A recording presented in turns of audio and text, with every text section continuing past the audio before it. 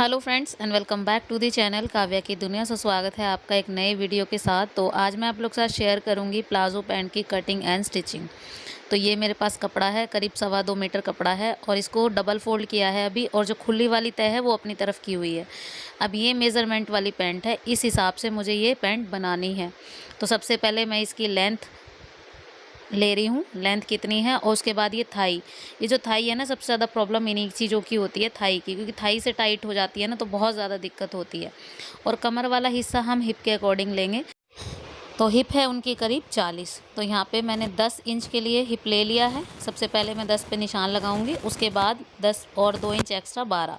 तो यहाँ पे 2 इंच सबसे पहले माइनस करेंगे बेल्ट के लिए, और उसके बाद जितना हमें आसन लेना है, मतलब कि आसन जितना लेना होता है, जितना हिप लेते हैं हम उतना ही। तो हमने 12 हिप ली है, तो 12 ही हम आसन लेंगे।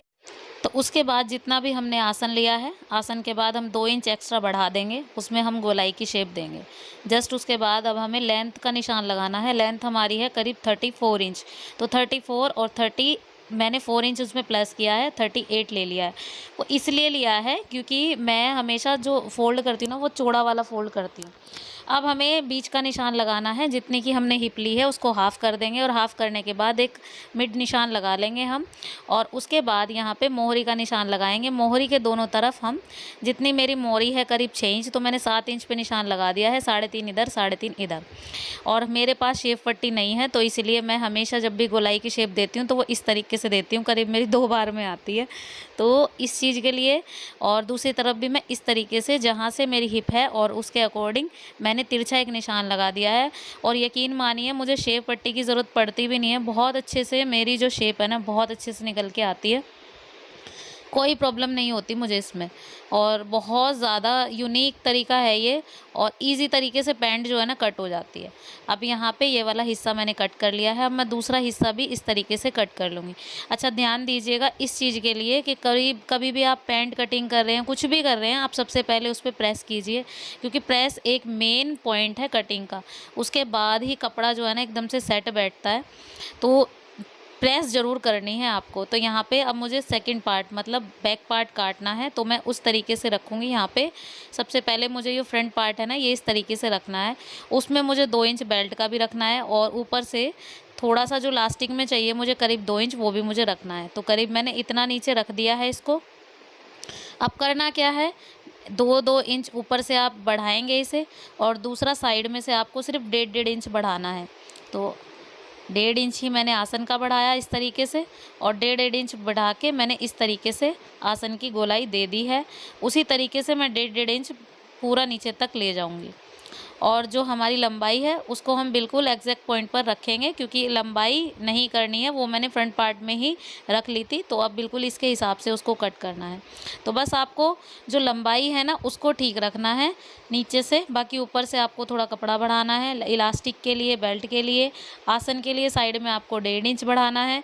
तो 1.5 इंच आपका एकदम से कंफर्टेबल रहेगा, और पैंट की फिटिंग आपकी इतनी अच्छी आएगी। 2 इंच में थोड़ा एक्स्ट्रा हो जाता अगर आप 2 इंच लेते हैं तो, लेकिन अगर कोई हेल्दी बंदा है, जैसे कोई भी है, अगर कोई हेल्दी है बहुत ज़्यादा, जिसकी 45, 46, 48 हिप है, तो उसके अकॉर्डिंग तो आपको 2-2 इंच लेना ही होगा। तो ये जो है ना मेज़रमेंट बहुत है, करीब मेरे हिसाब से ही है, तो इसीलिए आपको सिर्फ 1.5 इंच बढ़ाना है। तो यहाँ पे अब मेरे दोनों पार्ट कट गए हैं, ये देखिए बहुत अच्छे से निकला है दोनों पार्ट। अब मुझे पैंट की पॉकेट निकालनी है। तो पॉकेट निकालने के लिए मैं यहाँ पे इस कपड़े को रखूँगी पहले, और मुझे थोड़ी सी बड़ी ही जेब चाहिए होती है, ज़्यादा बड़ी भी नहीं, लेकिन ज़्यादा छोटी मुझे जेब में बिल्कुल भी कंफर्टेबल नहीं होती हूँ। तो इसीलिए मैं हमेशा 12 इंच की जगह 14 इंच रखती हूँ।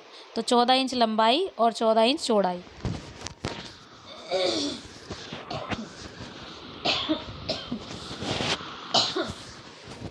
वो एकदम से परफेक्ट आएगी, आपकी जो पॉकेट है ना बहुत अच्छी आएगी।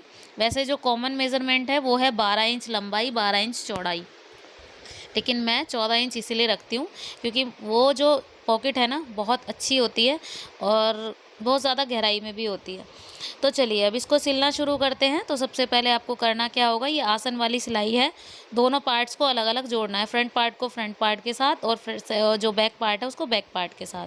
तो मैंने दोनों पार्ट्स अलग-अलग रख लिए थे, उसी के हिसाब से सबसे पहले मैं आसन को जोड़ूँगी। तो यहाँ पे आसन की एक सीधी-सीधी सिलाई लगा लेंगे। जिस तरीके से आपने आसन की कटिंग की है उसी हिसाब से आप सिलाई लगा लीजिए, इस तरीके से। एक सिलाई यहाँ पे लगाने के बाद और उसके ऊपर आप एक लपकी सिलाई भी लगा लीजिए। इससे क्या होता है कि बहुत ज़्यादा अच्छी रहती है सिलाई। अब यहाँ पे मुझे एक मतलब 2 प्लेट्स डालनी है, उससे यहाँ पे निशान भी लगाना है, एक पॉकेट भी लगानी है। तो मैंने ना इस तरीके से प्लेट लगा ली हैं 2, ये देखो इस तरीके से हाफ़ हाफ़ करके आप दोनों को अंदाजे से प्लेट लगा लीजिए। और उसके बाद मुझे यहाँ पे अब लगानी है जेब। तो यहाँ पे देखिए 1 इंच ऊपर छोड़ देंगे, उसके बाद शुरू करेंगे। तो 6 इंच का एक बॉक्स सा बना लेंगे और ये है मेरी पॉकेट का हिस्सा। तो मैं इसको इस तरीके से रखूँगी, ऊपर का 1 इंच ऊपर एक्स्ट्रा रखूँगी। देखिए मैंने बिल्कुल पूरा पॉकेट का जो कपड़ा था ना पूरा ऊपर तक लिया है, लेकिन 1 इंच नीचे से शुरू किया है, क्योंकि जब हम बेल्ट लगाएंगे ना उसके अंदर भी इसका थोड़ा सा कपड़ा जाना चाहिए। तो ये जो बॉक्स सा बनाया है मैंने, इस तरीके से आपको सिलाई लगानी है। ये देखिए इस तरीके से आपको घुमा देना है इसमें, ये देखिए, और इस तरीके से आपको वापस ले आना है। साइड में निकाल दीजिए इसे। ये देखिए अब ये जो बॉक्स सा बन गया है इसको अंदर से कट करना है। यहाँ से अंदर से 2 कट लगाने हैं आपको, अंदर की तरफ, बाहर की तरफ नहीं, अंदर की तरफ कट लगाने हैं। बाहर की तरफ लगाएंगे तो जेब का जो मुंह है ना वो बहुत बड़ा हो जाएगा। और अब जो है ना कपड़े को इस तरीके से पलट देना है। तो कपड़ा मैंने पलट दिया है अंदर की तरफ और जो हिस्सा मैंने कट किया था वो निकल आया है बाहर। और अब एक लपकी सिलाई इसके ऊपर लगा देंगे ताकि जो हमारी जो पॉकेट है ना वो अच्छे से बैठ सके। ये देखिए बहुत अच्छे से बिठानी है तो आपको एक सिलाई ऐसे लगानी होगी। अब देखिए ऊपर का हिस्सा जो 1 इंच का छोड़ा था ना वो हमारा निकल आया है। अब हमें इसमें बेल्ट जोड़नी है। सो देखिए फ्रेंड्स यहाँ पे ये बहुत अच्छे से हो गई है तैयार। अब यहाँ पे जो पॉकेट हमें बनानी है उसको किस तरीके से जोड़ना है, इस तरीके से। सबसे पहले आप उल्टी तरफ करके, मतलब कपड़े को उल्टा करके एक सिलाई अंदर लगा लीजिए, जिससे हमारी पॉकेट बन के तैयार होगी। तो यहाँ पे इसको अब हमें पलट देना है। पलटने के बाद कुछ इस तरीके से हमारी जो जेब है ना वो हो जाएगी बिल्कुल तैयार। ये देखिए तैयार हो गई है। और मैंने ना एक टाका लगा दिया है इस पे ताकि हमारी जो जेब है ना वो इधर उधर हिले ना। चलिए फ्रंट पार्ट में चुन्नट डल गई, पॉकेट लग गई। अब बारी आती है बेल्ट की। तो मैंने यहाँ पे पेस्टिंग लगाई हुई थी कपड़े पे। जितनी आपकी लंबाई है टोटल उस हिसाब से मैंने इंची टेप से नाप के और पेस्टिंग कट कर ली थी और उसको प्रेस की हेल्प से चिपका लिया था। तो आपको करना क्या है, अब इस तरीके से आप एक सिलाई लगा लीजिए बिल्कुल सीधी सीधी, जो हमारा फ्रंट पार्ट है ना। और नीचे पॉकेट का कपड़ा आपको छोड़ना बिल्कुल भी नहीं है, उसको भी साथ लेके सिलाई लगानी है इस तरीके से। तो ये देखिए सिलाई आपकी सीधी सीधी लगेगी बिल्कुल। और पेस्टिंग की हेल्प से ये होता है कि कपड़ा इधर उधर नहीं जाता है और बहुत अच्छे से चिपक जाता है। आपको करना क्या है, इसको ऐसे पलटना है और ऐसे करके कपड़ा फोल्ड करके हमारी जो बेल्ट है ना वो रेडी हो जाएगी इस तरीके से। तो यहाँ देखिए पेस्टिंग के साथ बहुत अच्छी फिनिशिंग आती है। और ये जो होता है ना बेल्ट वाला फ्रंट वाला पार्ट, इसमें बहुत से लोग चारों तरफ लास्टिक भी मांगते हैं और बहुत सौ को ये ज़रूर चाहिए। तो ये पेस्टिंग वाला जो पार्ट होता है ना ये अच्छा रहता है, बहुत ज़्यादा कंफर्टेबल रहता है। मैं ज़्यादातर जो प्लाजो पैंट है ना वो इसी तरीके से बनाती हूँ कस्टमर की भी। तो यहाँ देखिए इसको आप सिलाई लगा लीजिए और ये देखिए हमारी रेडी हो गई है। जो फ्रंट पार्ट बिल्कुल अच्छे से रेडी होगा। जितना काम होता है ना प्लाजो पैंट में वो फ्रंट पार्ट में सबसे ज़्यादा होता है, जिप लगाना, चुन्नट डालना और ये बेल्ट लगाना। तो चलिए अब मैं साइड दोनों पार्ट फ्रंट और बैक को मैंने ले लिया है एक साथ और साइड वाली जो सिलाई है उसको लगा रही हूँ। दोनों पार्ट्स को एक साथ रखेंगे और सिलाई लगाते चले जाएंगे बिल्कुल सीधी सीधी। ये देखिए नीचे की तरफ हमारा जो बैक पार्ट है और फ्रंट पार्ट है और दोनों को मैंने इस तरीके से पकड़ा हुआ है। ये देखो, और मैंने जेब के कपड़े को साइड में रख लिया है। इस तरीके से आपको जेब के कपड़े को रखना है और सिर्फ जेब के कपड़े पे ही सिलाई जाएगी, वो जो हमारा फ्रंट पार्ट है उस पर नहीं लगेगी। तो जेब वाला जो हिस्सा है ना उसको हमें छोड़े देना है इस तरीके से। अब यहाँ सेम है दूसरे तरीके से, दूसरी तरफ भी आपको इसी तरीके से सिलाई लगा देनी है। यहाँ पे इस तरीके से आप पकड़ लेंगे। अब यहाँ पे फ्रंट पार्ट ऊपर आ गया है और बैक पार्ट जो है ना नीचे की तरफ चला गया है। ये आपको दिख रहा होगा क्योंकि फ्रंट पार्ट हमारा कम है और बैक पार्ट जो है ना थोड़ा ज़्यादा है। तो इसी हिसाब से एक सीधी सीधी सिलाई आप इस पे भी लगा दीजिए। दोनों तरफ की सिलाई लगाने के बाद अब बारी आती है मोहरी मोड़ने की। तो मोहरी, जैसा कि मैंने आप सबको बताया कि मुझे मोहरी जो है ना थोड़ी चौड़ी ही चाहिए होती है, तो इतनी करीब मुझे चाहिए, करीब 2 इंच की। तो मैंने यहाँ पे 4 इंच एक्स्ट्रा लिया था, तो 2 इंच अंदर की तरफ चला गया, 2 इंच बाहर रह गया। तो 2 से ज़्यादा ही चला गया क्योंकि मुझे बिल्कुल चौड़ा फोल्ड चाहिए होता है इस तरीके से। इसमें जो है ना बहुत अच्छी लुक आती है पैंट की, अगर आप चौड़ा फोल्ड करते हैं ना उसका लुक एक अलग ही बनता है। तो यहाँ पे देखिए फोल्ड हो गया है, दूसरे पार्ट को भी इसी तरीके से फोल्ड कर देंगे। जितना कि आपको आपने देखा है पहला पार्ट, उसी हिसाब से आप इसको फोल्ड कीजिए। यहाँ देखिए इसी तरीके से इसको सिलाई लगा दीजिए। तो यहाँ पे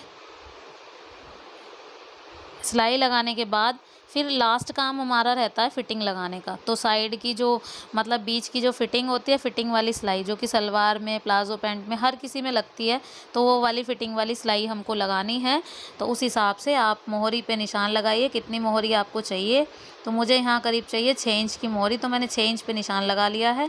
और सीधी सीधी एक सिलाई आप लगा लीजिए, जिस हिसाब से आपने पकड़ा होगा कपड़े को उस हिसाब से आप सीधी सीधी सिलाई लगा लीजिए।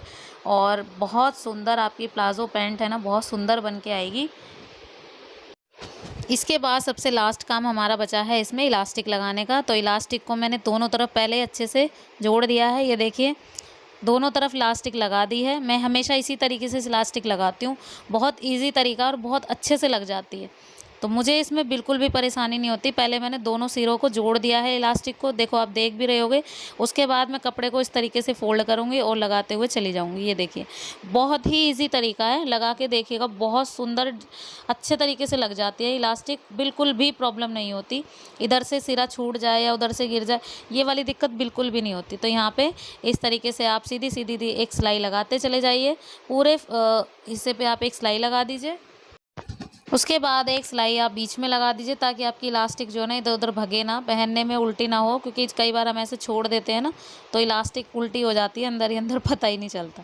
तो यहाँ पे ये देखिए इलास्टिक लग गई है इस तरीके से। तो एक सिलाई मैं इसमें बीच में लगा दूँगी, जब तक इसको इधर मतलब अच्छे से फैला के, एक बार अच्छे से फैला लीजिए इसे, फिर उसके बाद आप एक बीच में सिलाई लगा लीजिए। तो ये बेस्ट तरीका है सिलाई लगाने का, मतलब इलास्टिक लगाने का। इस तरीके की इलास्टिक बहुत इजी तरीके से लग जाती है। तो मैं तो प्लाज़ो पैंट वगैरह सब में मैं इसी तरीके से लगाती हूँ। आप सबको कैसा लगा ना तरीका? बहुत अच्छा लगा तो प्लीज़ एक कमेंट ज़रूर कर दीजिए, बहुत अच्छा लगता है आप लोगों के कमेंट आते हैं। तो यहाँ पे मेरी प्लाज़ो पैंट एकदम से रेडी है और ये देखिए मैंने इस पर प्रेस भी कर दी है और बहुत सुंदर अच्छे से फिटिंग आई है। तो आई होप आप सबको भी पसंद आई होगी। पसंद आई हो वीडियो तो प्लीज़ लाइक के बिना मत जाना। चैनल पर नए हैं तो प्लीज़ चैनल को सब्सक्राइब ज़रूर कर लेना। मिलती हूँ नेक्स्ट वीडियो में। Till then bye bye and take care.